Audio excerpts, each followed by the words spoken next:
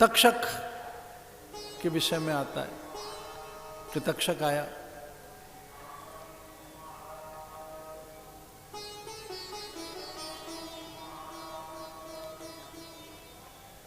अंतिम उपदेश क्या रहेंगे भगवान से, गुरुदेव भगवान से, सुखदेव मुनि से वो प्रार्थना करने लगा कि कलयुग के राजा कैसे रहेंगे, कलयुग क्या होगा, ये कलयुग है क्या।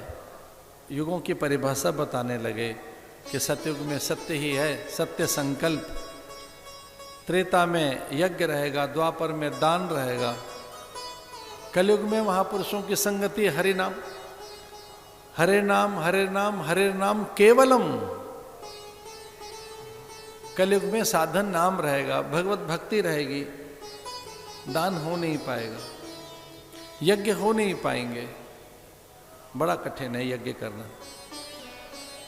त्रेता में यज्ञ एक साधन था, यज्ञ के लिए गौ माता चाहिए, गौ के बिना यज्ञ संभव नहीं होगा। हमें बड़ा संकोच हो रहा है ये बात कहते समय, आप अन्यथा मत लेना। यज्ञ तो केवल गाय के घी से ही हो सकता है, भैंस के घी से यज्ञ नहीं होगा। आप इस पे कभी विचार करना, वो तो बल्कि विकृति पैदा कर देगा।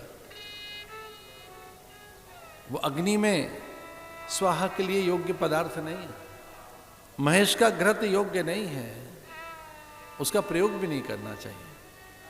वो एक औषधि है, एक प्रकार का रसायन, एक प्रकार का द्रव्य बनता है आहुति के साथ, देवताओं का मुख खुलेगा ही नहीं, उसके लिए गौ चाहिए। गौ एक साधन है, गौ दध है, गौ घृत के बिना यज्ञ संभव नहीं है। तो एक घोर कलयुग आगे आए कि जब गौ माता रह ही नहीं गई है। वेद लक्षणा गौ माता, इसमें भी बहुत, ये बड़ा वैज्ञानिक बात बता रहा हूं। पूजा करिए, प्रार्थना करिए, कैसे ही प्रार्थना करो, नाम जप कैसे ही करिए, आप सत्कर्म करिए भाई, सत्संग करिए, लेकिन यज्ञ तो विधान का नाम है। बिना विधान के यज्ञ कैसा होगा।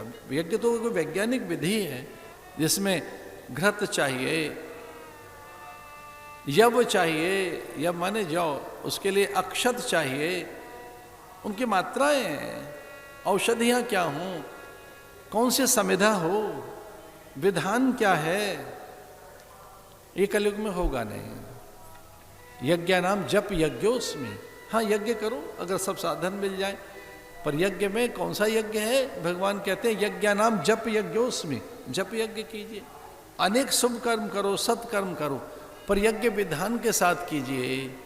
बिना गौ माता के यज्ञ पूरा नहीं होगा। इस्कॉन के साथ जुड़े हुए कोई एक बहुत अच्छे विचारक हैं, उनकी पुस्तक प्राय उपलब्ध है, आप उस पुस्तक में देखेंगे तो बड़ी वैज्ञानिक विधि के साथ बताया है कि गौ माता क्या है। To kill cow means to end human civilisation, उस पुस्तक का नाम है, इतना लंबा टाइटल है। To kill cow means to end human civilisation, ये पुस्तक का नाम है। आप इसे सर्च इंजन में डालिए कहीं और ये तुरंत पुस्तक दिखेगी आपको, कहाँ से उपलब्ध हो सकेगी, इसे पढ़कर देखो। टू एंड ह्यूमन सिविलाइजेशन, मनुष्यता का ही अंत हो जाएगा, मनुष्य ही नहीं रहेगा, मानवीय संवेदनाएं चली जाएगी, मनुष्य के अंदर वीर्य और उसमें स्पर्म नहीं बनेंगे, शुक्राणु नहीं पैदा होंगे, नहीं पैदा होंगे स्त्री पुरुष में वे तत्व, वे जीव जिनसे मनुष्य बन सके।